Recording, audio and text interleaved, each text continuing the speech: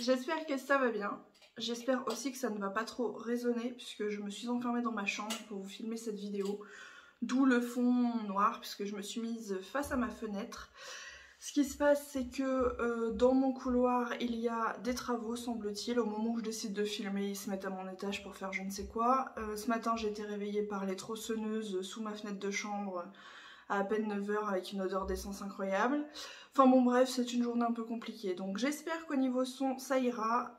Si c'est pas le cas, par avance, je suis désolée. Les prochaines n'auront pas lieu ici. Mais là, je voulais vous tourner cette vidéo là tout de suite maintenant, pendant que j'ai l'inspiration. Cette vidéo, comme vous l'avez vu, a pour thème partir en vacances seule. Pourquoi? Parce que je viens de vous faire une série d'épisodes, de petites vidéos, de petites non, parce qu'elles durent en moyenne une demi-heure, mais de vidéos dans lesquelles je vous emmenais avec moi en Égypte, puisque je suis partie à Hurghada, je sais pas trop.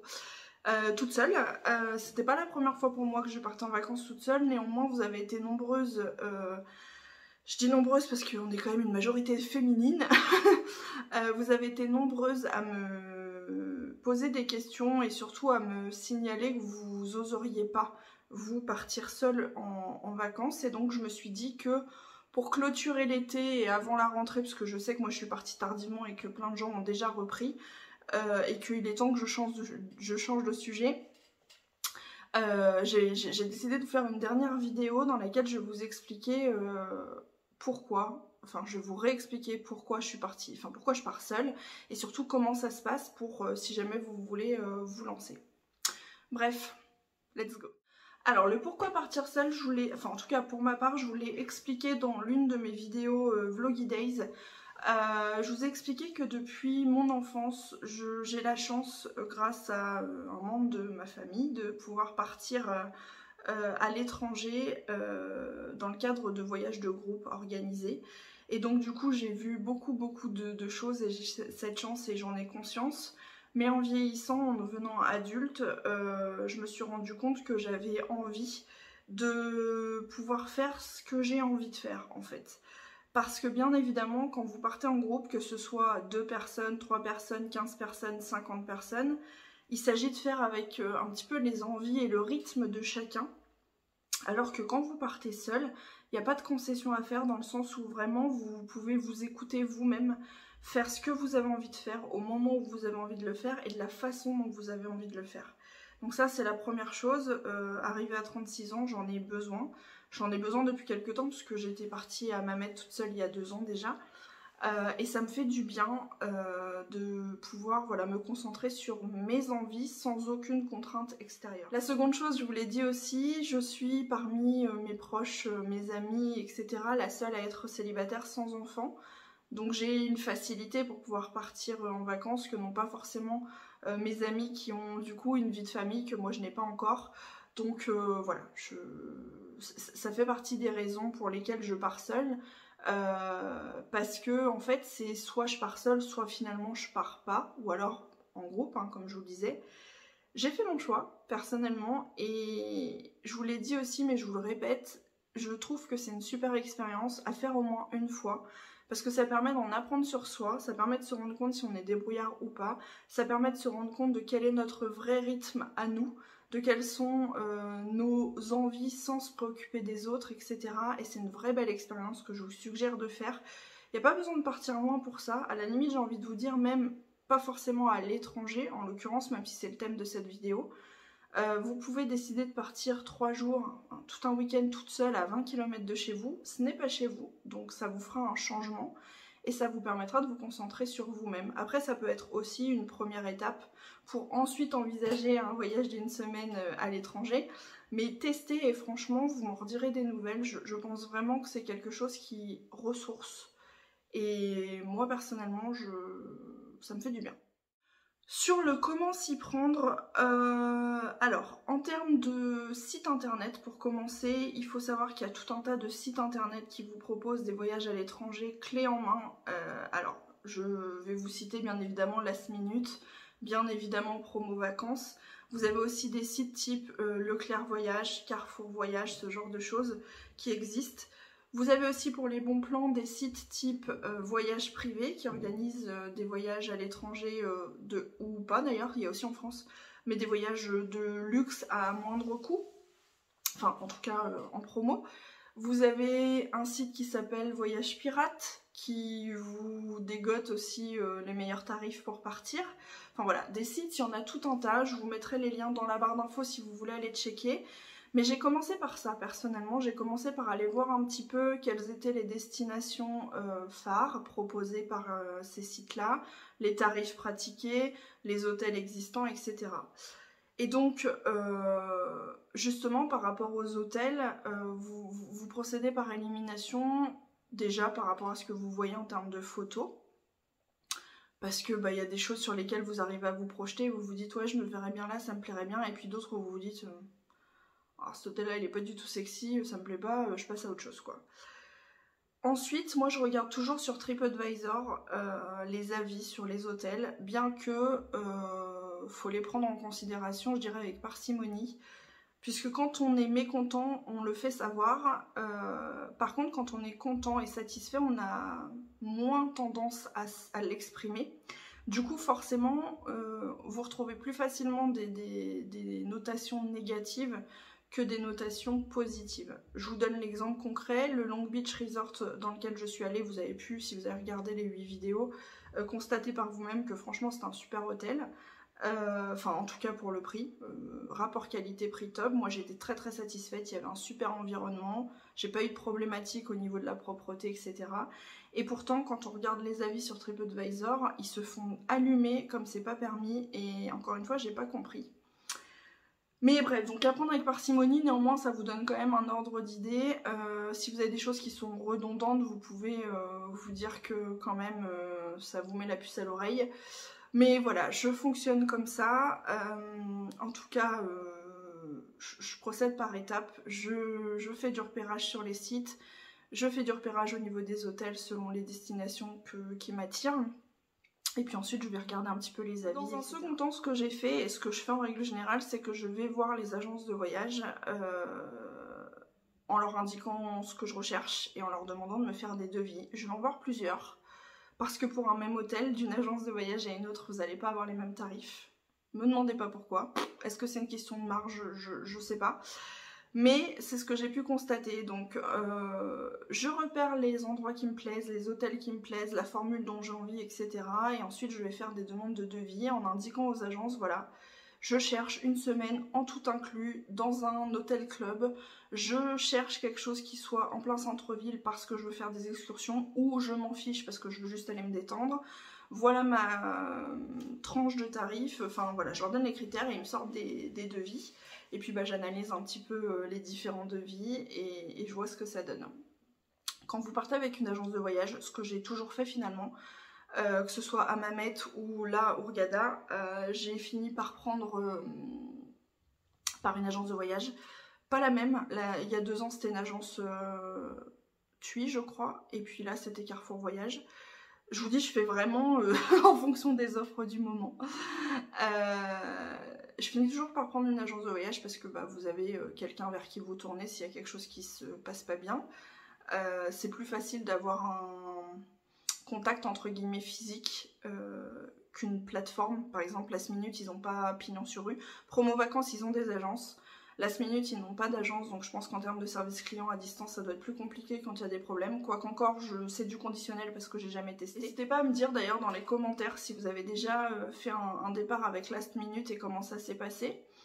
Mais bon voilà, moi j'ai une amie qui part avec voyage privé et qui n'a pas pignon sur rue et ça s'est toujours bien passé, donc je dis ça, mais bon. Disons que c'est une soupape de sécurité supplémentaire. En termes de conditions sanitaires, on entend un peu tout et n'importe quoi. Et j'ai même pu constater, via les agences que j'ai rencontrées, que parfois elles donnaient des informations fausses, malheureusement.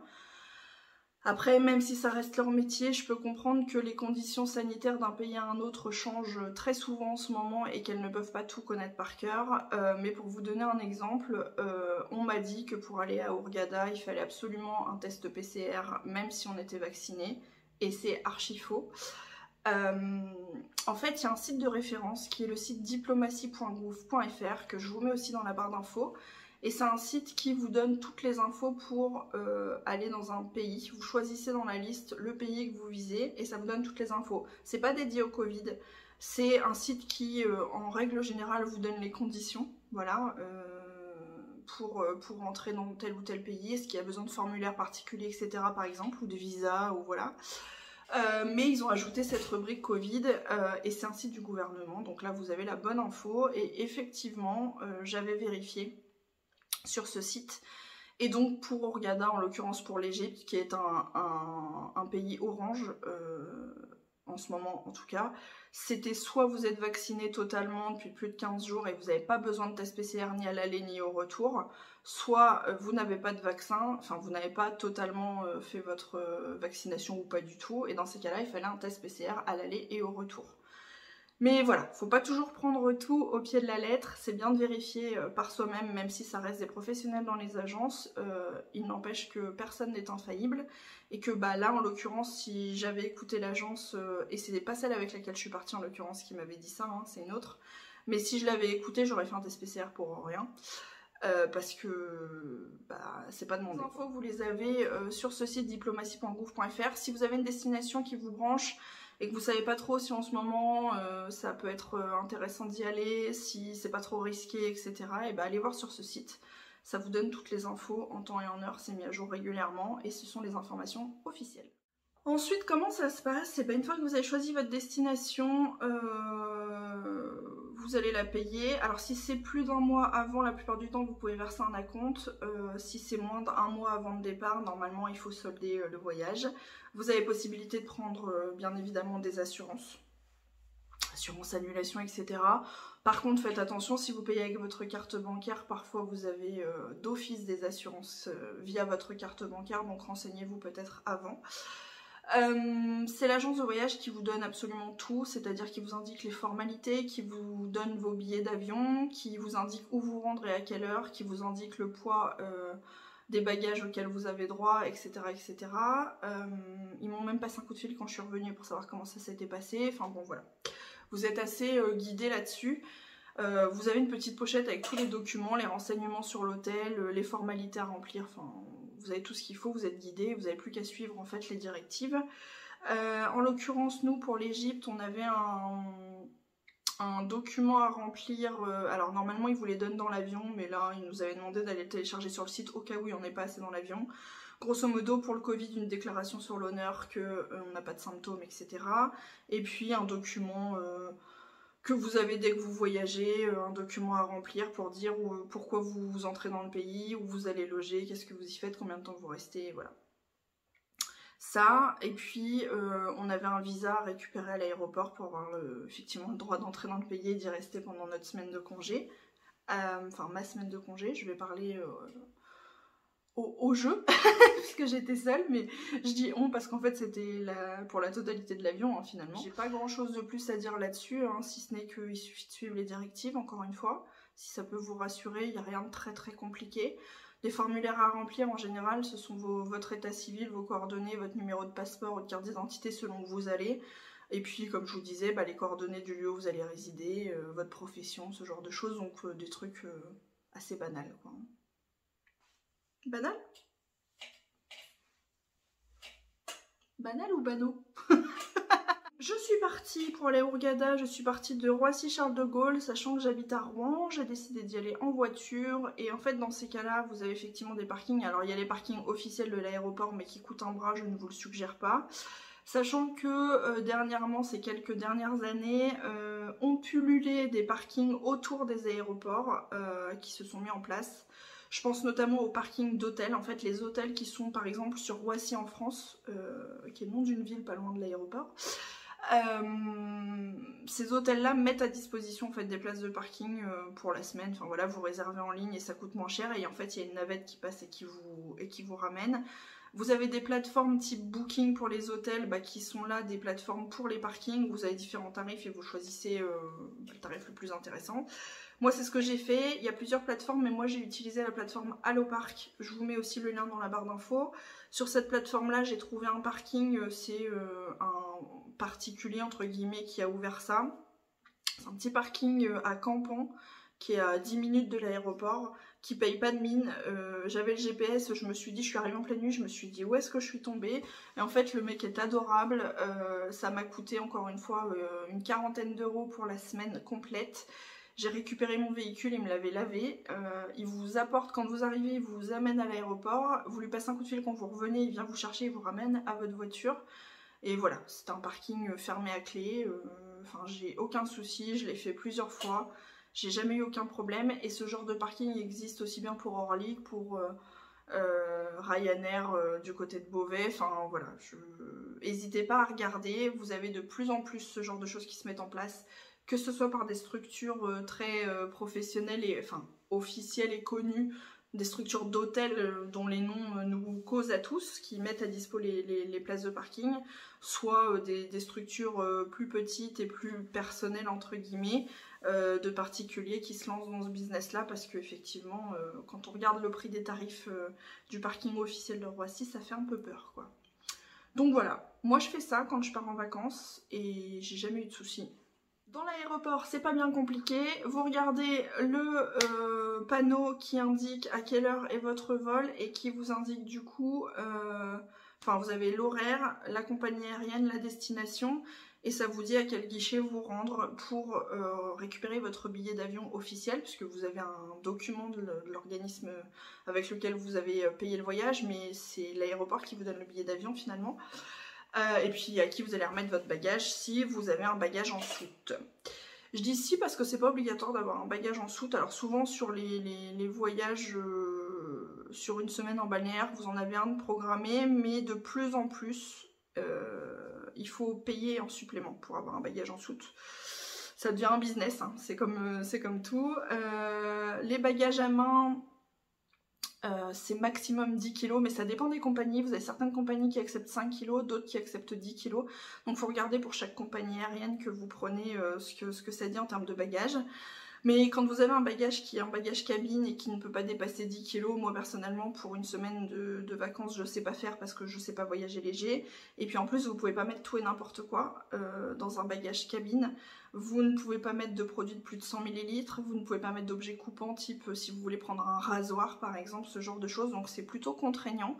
Même si du coup ça coûte moins cher, moi personnellement ça m'enquiquine plus qu'autre chose. Et puis en plus, bah, si vous blindez votre bagage et que vous voulez revenir avec des souvenirs, vous pouvez pas parce que bah, c'est mort, votre bagage est plein quoi. Donc moi je préfère, et c'est mon choix personnel, mais je préfère, si le bagage n'est pas inclus, payer un bagage en soude, parce que dans le bagage en soude, vous avez en général 15-20 kg, voire 25 kg selon les compagnies de bagages autorisés par personne. Et puis vous pouvez mettre ce que vous voulez dedans. Enfin si vous avez des gros pots de masques pour les cheveux qui font 250 ml, c'est pas un problème. Si vous voulez emmener votre rasoir, c'est pas un problème. Enfin voilà, vous avez compris le principe. Donc le bagage en soute, bah, vous le remettez au guichet qui vous est indiqué sur le panneau, au numéro de guichet, vous récupérez votre billet et puis ensuite bah, il suffit d'aller à l'embarquement. Vous suivez les panneaux dans l'aéroport, c'est très très bien indiqué, il n'y a pas à paniquer même si c'est grand. Franchement, si vous n'avez jamais pris l'avion et que ça vous fait peur, rassurez-vous, c'est indiqué partout et au pire des cas, vous avez du personnel partout qui peut vous aider. Donc voilà, ce qu'il faut juste savoir, c'est qu'il faut prévoir d'être à l'aéroport au minimum 2 heures avant le décollage pour justement avoir le temps de faire toutes ces formalités-là, c'est-à-dire aller au guichet, récupérer votre billet, donner votre bagage et puis trouver la porte d'embarquement et passer toutes les sécurités qui vont bien. Par sécurité, bah, vous allez passer des portiques qui vont scanner votre sac à main, si vous avez un bagage à main ou votre sac à main, qui vont vous scanner vous pour voir si vous n'avez pas d'objets tranchants ou que sais-je, enfin c'est de la sécurité hein, tout simplement. Et puis bah, une fois que vous avez passé la sécurité, vous êtes sur votre porte d'embarquement où vous attendez qu'on vous appelle et puis bah, une fois que c'est l'heure, on vous appelle, vous faites la queue et vous rentrez un par un dans l'avion et puis voilà. Je rentre dans ces détails là pour les gens qui n'ont jamais pris l'avion, mais j'imagine bien que vous êtes nombreux et nombreuses à avoir déjà toutes ces infos là. S'il y a des infos que je vous ai pas données et que j'ai pas répondu à l'une de vos questions, n'hésitez pas à me les poser dans les commentaires juste en dessous. Je vous dis ce qui me passe par l'esprit là tout de suite maintenant, il y a des choses qui me semblent évidentes, mais si jamais je ne l'ai pas évoqué, et bah, posez-moi la question en dessous, je répondrai avec plaisir. Dans un voyage qui est organisé par un tour opérateur, quand vous prenez voilà, une réservation avec une agence de voyage, vous avez le transfert aéroport-hôtel et hôtel-aéroport qui est compris. Ça veut dire que vous avez un bus qui est à l'aéroport quand vous arrivez à destination, qui vous attend, avec une petite pancarte qui porte le nom soit de votre hôtel, soit du tour opérateur, et puis bah, qui vous emmène jusqu'à votre hôtel. Donc encore une fois, vous n'êtes pas livré à vous-même dans ce genre de situation. On vient vous chercher, on vous ramène à destination. Une fois que vous arrivez à l'hôtel, on vous met le fameux bracelet all-inclusive ou demi-pension selon la formule que vous avez choisie. Sachant que all-inclusive, bah, vous avez droit aux 3 repas et aux boissons toute la semaine, c'est inclus et voilà. Vous avez votre bracelet puis vous servez un petit peu de tout ce que vous voulez quoi. C'est le concept. Mais ça c'est une formule à choisir quand vous faites votre réservation. Il y a des gens qui partent en excursion tous les jours et qui ne veulent pas de formule all-inclusive et qui préfèrent prendre que le petit déjeuner ou que le petit déj et le dîner par exemple. Ça c'est un choix personnel que vous faites quand vous faites votre réservation tout simplement. Moi je sais que je prends toujours du all-inclusive. Mais bon, après chacun voit midi à sa porte sur ce sujet là. Et bref, une fois qu'on vous a mis votre bracelet, qu'on vous a donné votre clé de chambre, bah, il vous reste plus qu'à profiter, à faire votre semaine de vacances. Voilà. Une chose que je vous ai pas précisé dans cette vidéo concernant la chambre quand on part seul, c'est attention quand vous avez des prix sur les sites ou même quand vous allez voir une agence, elle va vous sortir de prime abord des tarifs qui ne sont pas le tarif que vous allez payer quand vous partez seul, parce que d'office vous avez des frais qui s'appellent des frais de chambre single. Pourquoi? Parce que un hôtel club par exemple, quand elle vend un séjour, la plupart du temps elle vend une chambre pour 2, donc elle va vous dire le voyage c'est tout inclus 550 € par personne. Mais ce qui veut dire que techniquement par chambre, pour une chambre de 2 personnes, ils vont récupérer 1100 €. Si vous partez seul, vous allez monopoliser une chambre seule. Donc forcément il y a un supplément à payer parce que sinon ça voudrait dire que pour vous, la chambre, enfin l'hôtel va vous louer une chambre à 550 € et donc va perdre 550 € puisque normalement ce sont des chambres pour 2. Donc il y a toujours un petit supplément, petit plus ou moins, ça dépend des hôtels tout simplement, ça dépend des destinations. Je sais que moi en Grèce par exemple, j'avais regardé pour partir en Grèce, ça passait quasiment du simple au double quand je disais single.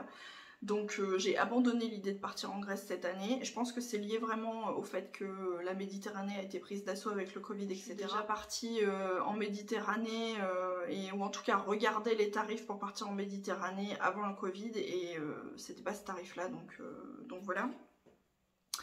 Mais toujours est-il que le prix d'appel n'est pas celui que vous allez payer quand vous partez seul, puisqu'il y a un supplément chambre solo. Attendez-vous-y, c'est à tous les coups, vous en avez un, c'est obligatoire.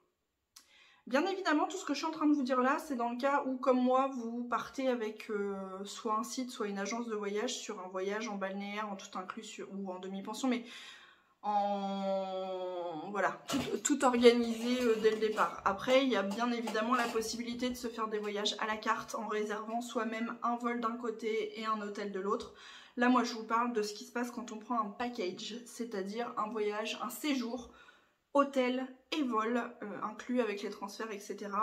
Si vous voulez que je vous fasse une vidéo sur comment s'organiser un voyage seul à la carte, c'est-à-dire se réserver ses hôtels d'un côté, ses vols de l'autre, je l'ai fait aussi, donc je peux aussi vous donner des infos sur ça, mais voilà, grosso modo, moi aujourd'hui je me concentre sur les voyages tout inclus, enfin sur les packages. Quand vous êtes sur ce genre de séjour, quoi qu'il arrive, vous avez le lendemain de votre arrivée une réunion de bienvenue. La réunion de bienvenue sert à vous présenter l'hôtel rapidement, mais elle sert surtout à vous vendre des excursions. L'idée c'est que vous avez un référent tour opérateur qui est présent à l'hôtel, alors pas toujours, pas tous les jours, mais vous en avez toujours un dans la semaine qui est là le matin de telle heure à telle heure, enfin voilà. Et donc ce référent tour opérateur, il est là pour vous présenter ce que peuvent vous proposer, ce que peut vous proposer le tour opérateur en termes d'excursion. Les excursions sont toujours des excursions organisées au départ de l'hôtel. Vous faites votre excursion et on vous ramène jusqu'à l'hôtel. Donc encore une fois, apparaître à l'heure au rendez-vous devant le hall de l'hôtel, vous n'avez pas grand chose d'autre à faire. On vous présente les excursions, on vous les vante, bien évidemment, puisque l'objectif c'est de vous les vendre. Après, moi je vous avais dit, j'ai fait quelques recherches sur, pour reprendre l'exemple d'Hurghada, sur ce qu'il y avait à faire là-bas avant de partir, donc je savais déjà ce que je voulais faire. J'avais regardé sur le site Get Your Guide, mais sachant que j'ai pas osé en fait utiliser cette plateforme parce que je viens de la découvrir, je l'ai encore jamais utilisé cette plateforme de réservation d'excursion. Donc je ne pourrais pas vous en parler plus en avant si ce n'est de vous dire que ça existe. Je vous mettrai aussi le lien dans la barre d'infos si vous voulez aller checker, si jamais vous avez un voyage incessamment sous peu. Et encore une fois, si vous par contre vous l'avez déjà utilisé, n'hésitez pas à me faire vos retours parce que ça m'intéresse de savoir si c'est valable ou pas. Pour le coup, moi là j'ai pas osé le faire. Après vous avez plusieurs options. C'est soit vous voulez pas vous embêter, vous savez que vous allez payer un petit peu plus cher, mais que ça sera organisé par l'hôtel et que ce sera entre guillemets sécure, et que si ça va pas, vous saurez vers qui vous plaindre. Et vous prenez les excursions organisées par l'hôtel qui vous sont présentées dans le cadre de cette réunion d'information. Soit vous vous dites que forcément le tour opérateur se fait de la marge, et donc si vous vous organisez vous-même vos excursions, vous allez payer moins cher, et dans ces cas-là, ça veut dire que vous êtes un peu débrouillard et que vous allez aller vous-même à la rencontre des gens qui sont, enfin des locaux, et que vous allez vous louer un véhicule par vous-même, ou que vous allez trouver des gens qui font des excursions, qui proposent ce genre de choses, mais qui sont des locaux et qui sont complètement extérieurs à l'hôtel. Attention aux arnaques. Il y a des gens très bien qui font les choses très bien, sans souci, mais vous avez aussi des gens qui sont là pour... voilà, entre guillemets, vivre, faire de l'argent, et qui sont pas toujours très honnêtes, donc il faut se méfier. On vit pas dans un monde de bisounours.